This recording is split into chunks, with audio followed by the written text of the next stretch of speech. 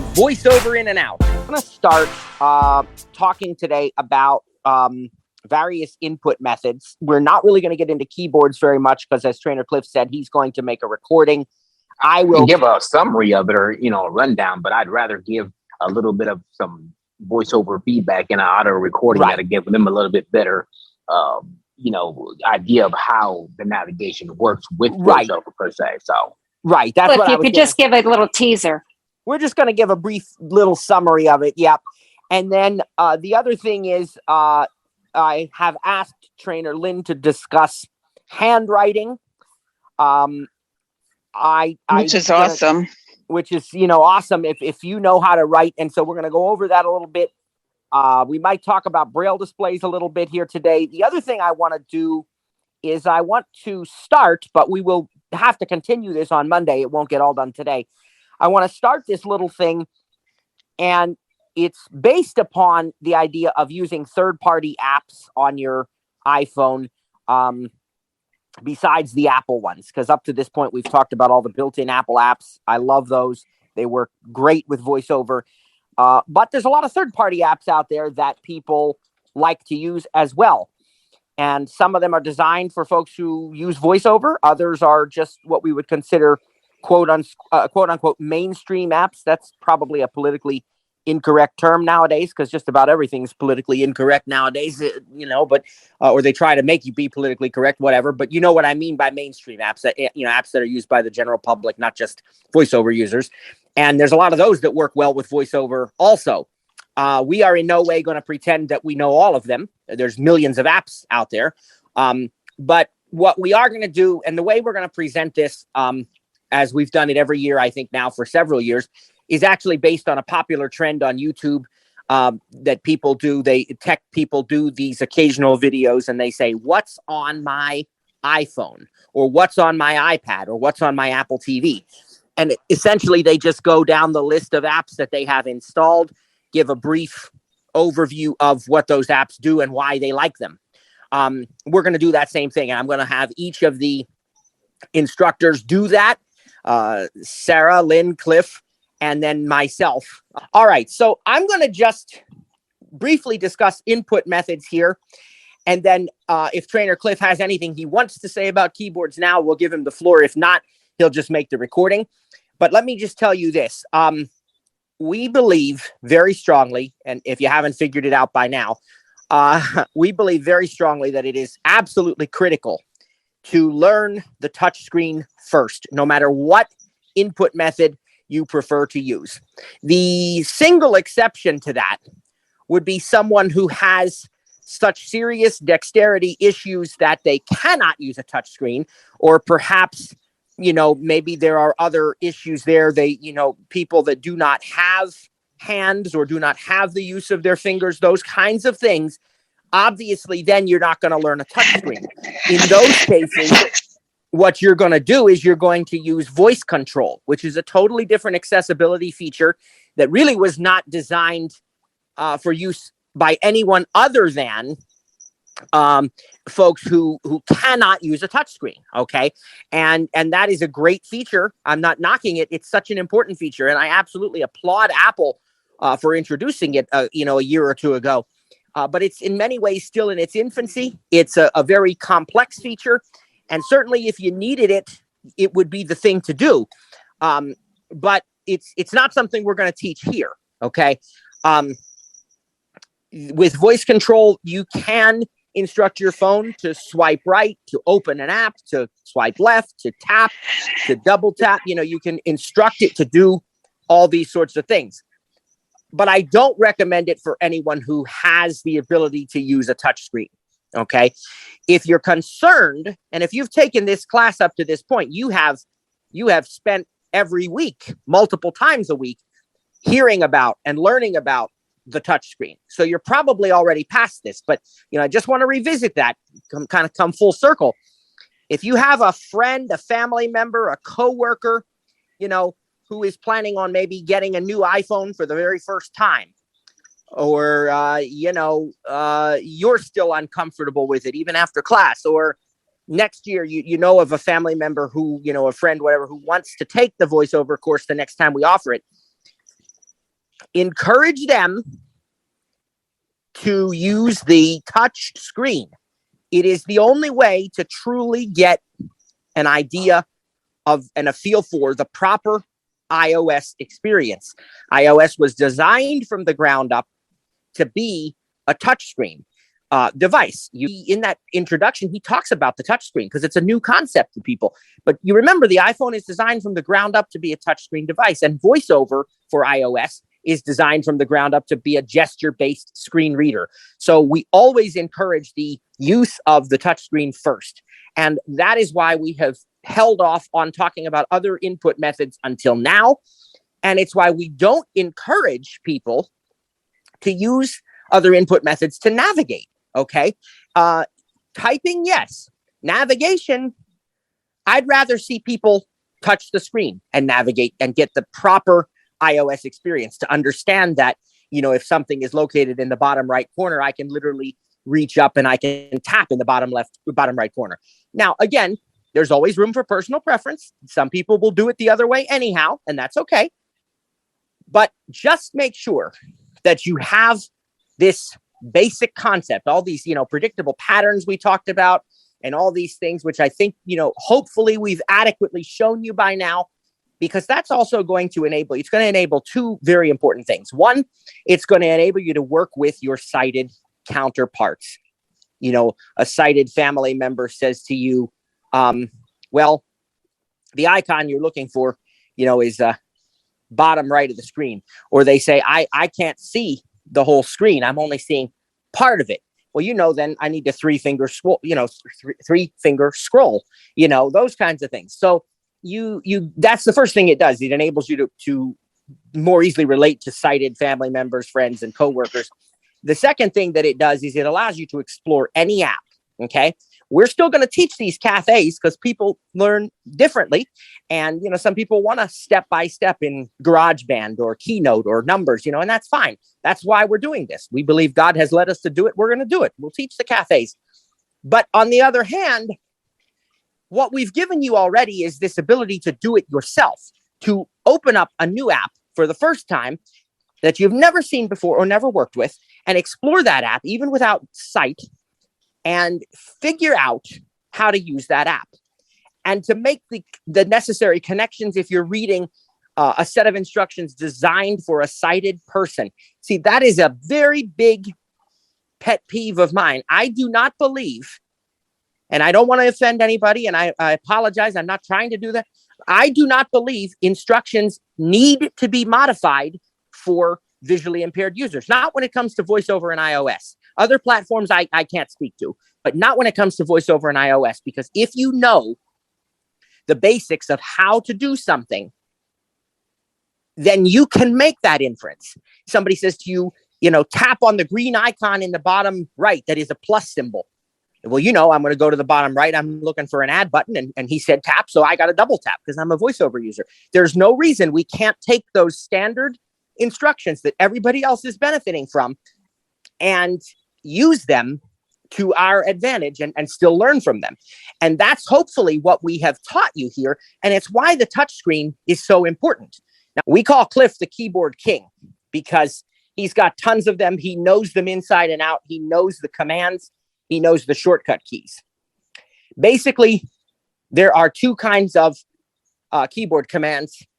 There are iOS commands and there are VoiceOver commands. All right. And that is probably very familiar to you. If even the Windows users can relate to that, because you got Windows commands, you got JAWS commands, or you got, whatever. So it's the same concept. The major difference being that if you are going to navigate with the keyboard, I said I don't recommend it, but if you are going to do it, you will be using the VoiceOver cursor to navigate. So therefore, you will be using VoiceOver commands. And most VoiceOver commands have the VoiceOver keys in them. And when we say the VoiceOver keys or the VO keys, we're talking about either the combination of the Control and Option key or the caps lock key.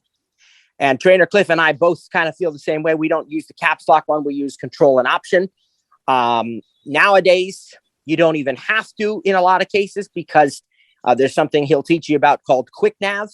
You also have all these iOS keyboard commands that are specific to the app you're using. Like, for example, Command B to bold something, or, Command C to copy, Command V to paste, those kinds of commands. And you can navigate within documents, line by line, word by word. He's going to teach you all of that in the tutorial.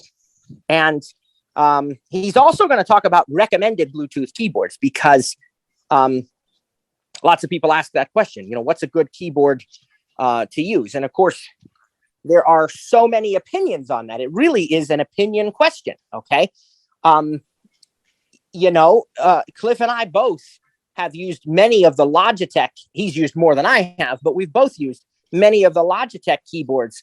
Yeah, getting a feel for these, especially if you are concerned about it. Some people will type on anything that's put in front of them, and others are like, oh, I can't use certain keyboards. I don't like this one, or I don't like that one. Well, if that's you, then you really do need to feel them. Of course, as I mentioned, my favorite keyboard is not an iPhone one at all. It's the iPad Magic Keyboard. And just so we are clear, that term Magic Keyboard, there are multiple keyboards that fall under the name Magic Keyboard. The one that Trainer Lynn is talking about for $99 from Apple, that is a Magic Keyboard, but it's a Bluetooth Magic Keyboard. It's the one that is included with the iMac systems. All right. There's also the Magic Keyboard with Trackpad for the iPad, and that's the $349 job normally. I saw it on sale the other day for, I think, $299. But I'm telling you, when I got it, it was not something. First of all, I didn't even plan to buy the iPad Pro this year. I really didn't. And then I saw just how amazing it was, and I, thought about how much I use it. And I'm like, you know what? I'm going to do this. And when Apple introduced it this year, they talked about how well it goes with the Magic Keyboard, or how well the Magic Keyboard goes with it. And so I said, if I'm going to do this, if I'm going to go all out anyway and buy this 12.9 inch top of the line iPad, then I'm going to complete the solution, and I am going to get the Magic Keyboard. So I'm not going to go into that. My supervisor was over here, but I agree with just about everything y'all. I agree with everything, just about everything y'all said. The one thing that I don't like, let me rephrase. I like the Magic Keyboard. I just think it's overpriced for what it does. Okay, it's Apple. It's made with great materials, and it's a great keyboard to type on.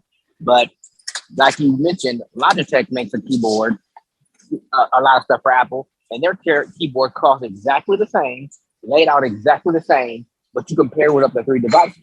So to me, you get more bang for your buck there. Again, it's personal preference, but it's not one of those things where I've never used a Magic Keyboard where I can say, I need to get my hands on it. No, that was one of my first keyboards to use. I go all the way back to a keyboard that took the AA battery that had the little tilt to it. They don't sell that one no more. So right, I'm experienced with the Magic Keyboard. But if I had my preference, the Logitech would be my keyboard, because one, the feel of the keys to me are a little bit better, and two, it's a little smoother and quieter than that Magic Keyboard is. And then the last thing I want to say about keyboards for now is just when you are picking a keyboard, I would encourage, and again, it's personal preference, you don't have to do this, but for the best results, I would encourage you at least to buy a keyboard that is designed for the platform you're trying to use it with, in this case, Apple iOS. So if you go out there and you say, well, I have this old Bluetooth keyboard that works with my Windows PC, can I just pair that to my iPhone? Probably. You probably can, but the placement and the position of the keys and their behavior may not quite be what you expect. And there may be certain things that don't even work the way that Apple says they will. If it don't say iOS or Mac OS, I'm not buying it. Right. Prime example, back when they have the K811 and the K810, the 810 was designed for Windows, the 811 was designed for Mac and iOS. And the reason that was because the option and command or control keys were reversed. That's right. That's right. If you got the Windows version, you had the wrong setup. That's right. They were both easy switch, both in that same family where you could use them with up to 3 devices, but one was designed for Windows, one was designed for Apple. And every now and then I see these I don't really look for them, but over the years I've seen these keyboards on, let's say Amazon, you can get this keyboard and it says, well, it will work with Android Windows, iOS, all the above, and it's like, $10. I would avoid it. Because you're gonna the placement, something's not gonna be quite right if it's designed to work with all of those things, So whether you get first party, Apple, or you go like Logitech, or there's other ones. There's Logitech, there's Zag, although I haven't seen those in a while, but I guess they're still around. What else? There's that Bridge. Bridge makes a lot of them. There's many different options and different styles and stuff, but I would just make sure you get one that is actually recommended for use with and designed for use with iOS. I think we're inclined to think that it's just a keyboard. It really doesn't, but just like anything else, eventually their technology, they need to be updated. The Bluetooth standards have changed over the years, and some of the weird things that we hear that people run into, weird, unexplainable things, like they can't use such and such a keyboard command in the Zoom app, but it works everywhere else, but they can't use. Well, that is typically what we're going to say to you is, how old is your keyboard? And 9 times out of 10, you'll tell us, well, it's, it's 7 years old. It's 5, that is old for technology. I don't care what product it is and how good the product was when it was created. That's old for technology. A 7-year-old iPhone is not going to do what an iPhone of today will do, as good as it was 7 years ago. So, very, very important. All right. So I think that is about as far as we need to go on keyboards today. Handwriting. I will just preface it by saying that we are talking right now about handwriting as an accessibility feature, a way to operate VoiceOver. Okay. This is not to be confused with handwriting that is supported in apps that you can, for example, at least on the iPad, you can handwrite in any edit field that accepts text. You can draw with your finger or with the Apple Pencil on iPad. You can mark up photos and websites and PDFs and stuff like that with handwriting. That is entirely different from the handwriting that Lynn is going to talk to you about right now. The handwriting that Lynn is going to talk to you about is specific to VoiceOver. VoiceOver has to be on for this to work. And it's another way for you to interact with your device when using VoiceOver. Here's Lynn to talk about handwriting.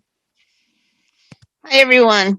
So I love handwriting. And I said it's really cool. So the way you would do handwriting is through your rotor.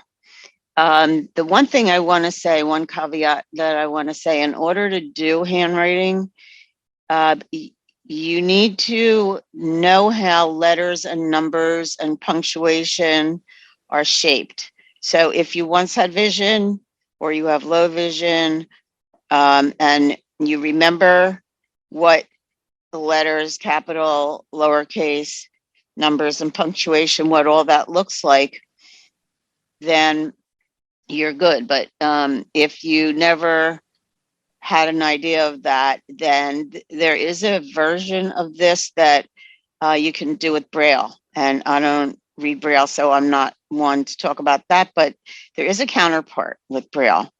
I think it's called Braille Screen Display. So back to handwriting, you would go to your rotor settings. So it would be, settings, accessibility, go to VoiceOver. Under VoiceOver, go to rotor, go down the list of rotors. And when you hear handwriting, you double tap that to check that. And you're adding it to the rotor. So I only have one device right now, so I can't do it for you, but I can explain it really well. One thing that I really like handwriting for is to type in my password on my phone, because when we type our passwords in, it'll say the numbers that you're typing out loud, so there's no privacy there. If you want to do handwriting, it clicks instead of saying the number. So what you would do is you would get to the point where it's asking you to do your passcode. And then you twist to the right once. And since you've added handwriting to the rotor, the first rotor setting to the right will say handwriting. Then 3 fingers swipe up and down takes you through 4 modes: capital letters, lowercase letters, numbers, and punctuation. So my passcode is 6 numbers. So a lot of times when I turn on rotor, twist right, and I hear handwriting, and then the action is up and down with your 1 finger. It might not say numbers. It might say uppercase, lowercase, or punctuation. That won't help me. I need numbers. So 3 fingers swipe up or down takes you through each of those 4 modes. So I will swipe with my 3 fingers until I hear numbers. As soon as I hear numbers, I write with my finger on my phone, and I don't think it matters where, but in the middle of the phone, as big as you want, type, handwrite with your finger. What I do is I handwrite the 6 numbers of my passcode on my screen, and each number that I do, it makes a click. So it doesn't announce the number. You have your privacy there. Okay. So that's how it works with your opening your phone with your passcode. Another thing with handwriting is the following gestures. Let's say you go into notes and have a new note. So I'm giving you a way to get to a clean screen, a clean canvas to work on. Or you could go to mail and do a new mail or whatever, where you're starting fresh. What you would do, let's say I want to say, how are you? So I would open up a new note, and then I would write a capital H, and it would say capital H, and then I would write O. And if I don't think you have to change to the lowercase, I'm not sure. It might just automatically do that. But we'll have to play around with it. So you're going to just write with your finger, H-O-W. Now to make a space, you take 2 fingers and swipe left to right. That makes a space. And conversely, if you do 2 fingers right to left, you can delete a character. So I would write with my finger, H-O-W, then 2 fingers swipe left to right, making a space, then write A-R-E, 2 fingers swipe left to right to make a space, Y-O-U, and then to do a question mark, you 3 fingers swipe until you hear punctuation. Thank you. Okay, so you're going till you hear punctuation, and then you swipe through it until you hear the question mark, or try just doing a question mark and see what happens. You have to play with it. Your options, and then let's say you don't want the question mark there. 2 fingers swipe right to left to delete the question mark, and you want to make another space. So 2 finger left to right to make a space, and I want to write the word now. So I write N-O-W. That's my watch. N-O-W with your finger, and then you can do the punctuation. So let me review all of the gestures, and then you can play around with these gestures and have a good time. Okay, so 3 finger up and down takes you through the 4 modes of punctuation, letters, capital letters, lowercase letters. 2 finger swipe left to right gives you a space. 2 finger right to left deletes. What else? And you're just going to write with your finger.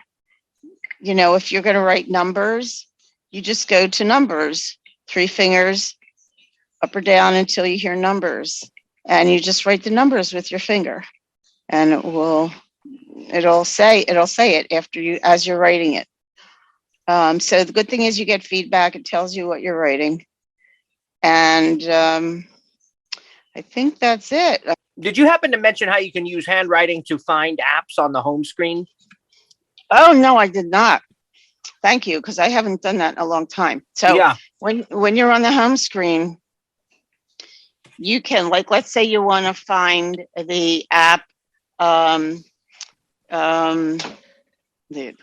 thinking of, oh, geez. Let's say you want to find, Zoom. no, I was thinking of contacts.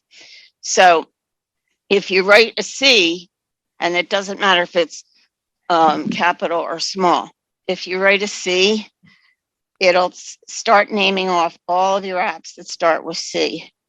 And then if I write an O, then it's going to say CO, and everything that starts with a CO is going to come up. Then if I write an N, it'll probably say contacts right then, because I don't think I have anything else that has a CON in the beginning. So it's a real good way to quickly find apps that, you know, just by being in handwriting and writing the first few letters. What's on my iPhone journey here? So as far as what is on my phone, all the apps that I have on my phone, I have, wait, let me get out of here.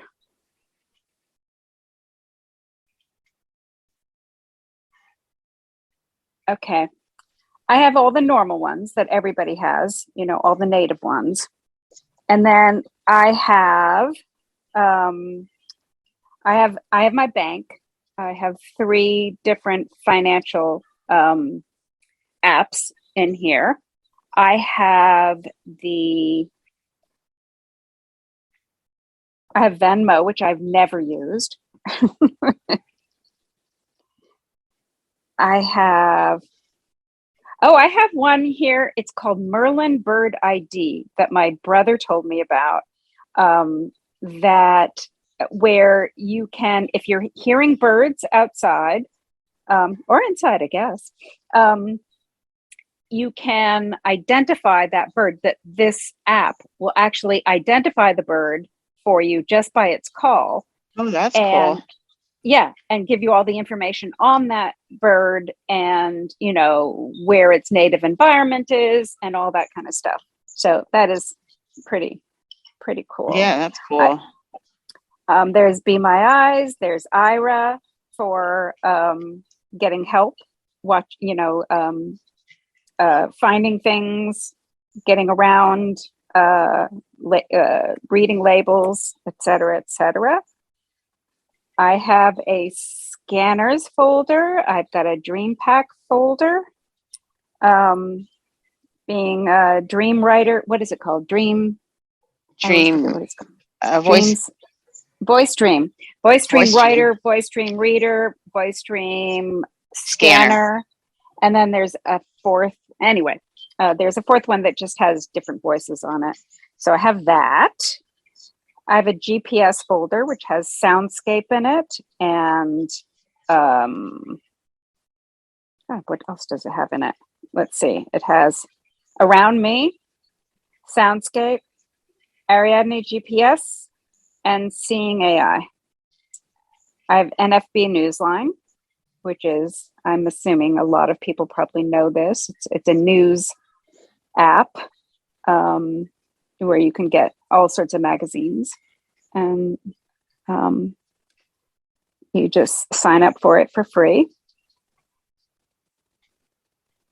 I have Amazon. I have a books folder, which has, let's see what it has. It has 6 apps in it. I have I Read It Now, which keeps a list, which I never use. I never heard of that one. Yeah. I've had it for like 6 years and never used it. Well, no, I started to use it, but anyway. I have Audible Store, Kindle, and a library app called Libby. The bus app called Link. It's a local app. I'm not giving you any of the native apps because everybody has all of those. But on maybe we their should say what they phones. are so people will know what you mean. Well, I've got the Apple Store here, which I did have to download. I have Google Maps. I have Maps, which is Apple.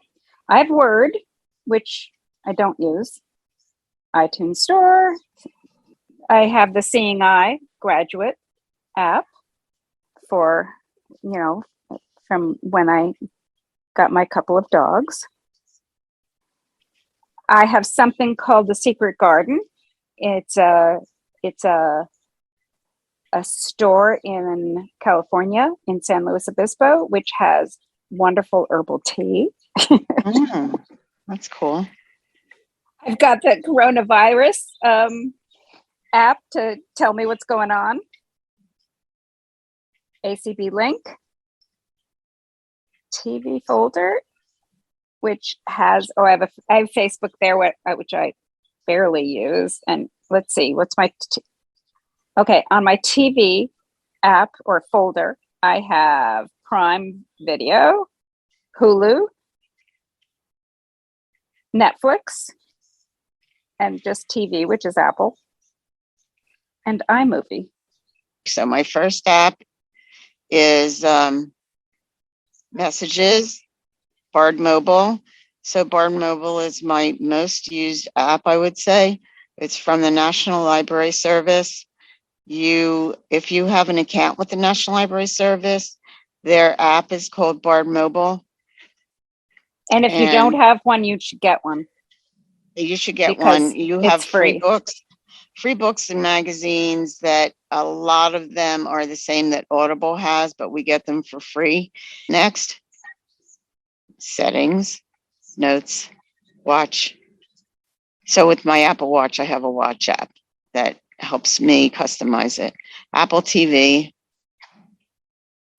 contacts, FaceTime, Seeing AI. So I think probably Seeing AI is probably the most popular app out there. In the event that there's anyone listening that doesn't know what that is, it has all kinds of modes that you can do, like short text, which is hold your phone camera over something that doesn't have a lot of writing. Like, for example, if you held it over an envelope, it would read the envelope, what's on the envelope, or a business card, it would read that. Then there's and document. currency.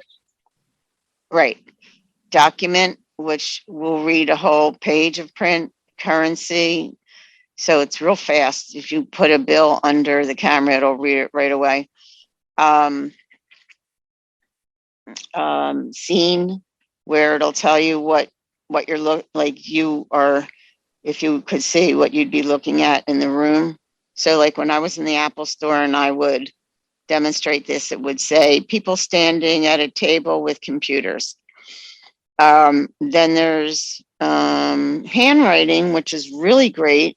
That one can read people's handwriting. So let's say you get a holiday card and someone signed it with a little message in their own handwriting. It actually can read that. It's really awesome. If you have a newer phone that has LiDAR, there is something called World. And in World, you can do all kinds of things with LiDAR. What else am I missing? Anyway, it has a lot of different things you can do in that app. It's kind of a must-have for people with low vision and blind. Yeah, definitely. Let's see. SuperSense, which I don't use because it's a subscription. Podcast. Okay. So I have a couple podcast folders. Apple Podcast folder is not as user-friendly, but I use it. Castro is the most user-friendly, I think. And so I use that. And I like navigating with VoiceOver with Castro. But the only reason that I went back to Apple Podcasts recently is because I listen to Jonathan Mosen, and he has chapters that you can select what you want to hear, because his podcast could be a few hours. So if there are topics like I don't want to hear about androids and JAWS and all that stuff, so I just want to hear whatever he says that applies to Apple.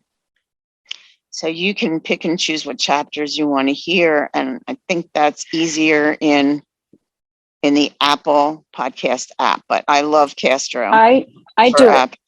Yeah, I do that on the Apple podcast app. You do? Yeah, Mhm. that's the only reason I would like the Apple one, but I like Castro. I endorse Castro as the better one. Tap-Tap-See. I don't use that anymore, but Tap-Tap-See is like you hold your camera over something and you tap on your phone and it takes a picture of it and tells you what it is. So that's called tap, 3 words with a space in between. TAP space SEE, Tap-Tap-See. Insight Timer. That is a app. It's a free app, and has like thousands of meditations. That's called Insight Timer. 10%, that's another meditation one. Insturctor. So Insturctor does not a great job, but to read colors. Yeah, it's not very a great difficult. job. Yeah, not a great job. It's very difficult to get an app to read colors because there's so many aspects to deciphering a color. The phones are not really good at that yet. I haven't found an Actually, app. Inspector, isn't that Microsoft? I think it is. I mean, I use I it, think it's their but app. you need a lot of light for these color apps because Because otherwise more it's light. gray. Yeah, gray, brown, blue. It'll say gray, brown, blue. So you need a lot of light. Okay, so that's Inspector. Apple Store, support. Classroom, I should delete that one. We used that last year. Audible, like Sarah has. My calendar app, camera, Weather Gods. So Weather Gods is a paid, I think it's like $4.99 or something. And it's cool because it makes audible sounds. So like if it's raining, you'll hear rain. If it's, whatever the weather is, you'll hear it. It has a simulated sound for that type of weather. And it does the usual thing, tells you hour by hour, day by day, all of that. It's called Weather Gods. Okay, that was all on page 1. Page Oh my goodness. 2. All of that on page 1? Yeah. I don't do folders. I don't think I'm going I to went find a through like folder. 4 pages. I have 5 pages. So let's see. App Store. Right. App Store. Amazon. Health. Wallet. So those are Apple apps. And by the way, I have my COVID card in my wallet to show that I had my Oh, how did you do shots. I that? think so. I don't know. I have to check. I believe I do. I'll have to revisit that. Oh, I'd like to do that. Photos. Yes. Maps. Files. Find My. Shortcuts. iTunes Store. Translate. Tips. Tips I should listen to. I haven't listened to it, but that should be good. Clock. ACB link. Blind Square. So Blindscape and Soundscape are really good for navigating. YouTube, Ira. Ira Vision Sim is an awesome app. So Ira is spelled AIRA. The second word is vision. The third word is sim, SIM for simulation. Oh, Alexa, Amazon Alexa. Passport. LYNDA, lynda.com has courses. Around Me. Blind Abilities. Blind Bargains. Anchor. SiriusXM. Headspace. WebEx Meet. Voice Dream Reader, Voice Dream Scanner, which I haven't used, but everyone says it's the best scanner. There is a hearing test that you can do, and it's an app called Hearing Test. Let's see. iMovie, iTunes U, Keynote, Numbers, Pages. You've got all the Apple stuff there. Yeah, Bose Connect, because I use Bose frames, and I need a Bose Connect app for that. Blind Compass. So that's supposed to be good for a compass. Blind Compass. Something called Heard That. I don't know what it is. Clubhouse, which I haven't done in a long time. Yahoo News, Google Maps, Access Now, Meter. So Meter Cliff told us about. It's a good way. Any meeting that's in your calendar will be in Meter, and you can just go to Meter and find it and double tap and go right into your meeting. Okay, next page, 4 or 5. Overcast, which we talked about. Wait, speed test. My chart. Starbucks. Bose Music. Overcast. NFB Newsline. Lens. I don't know what that is. Day One. I think it's a journal. Castro. Simple Note, which is looked really cool. I heard about it in a podcast recently and haven't done anything with it. HealthMate. Now, last page, drum roll. Wait a minute. Oh, wait a minute. I think this is my, Your library. yeah. So I'm done. So that gives everybody an idea of the kinds of apps that some people are using. I will do mine on Monday and share with you some other things. And as I said, remember, we have class Monday, help session Tuesday. Get signed up for that More with the Mac course if you're interested. Get that holiday shopping done. Get in touch with us. I think that's going to do it for us today. All right, everybody. Thanks for joining us. God bless you and take care, and have a great weekend.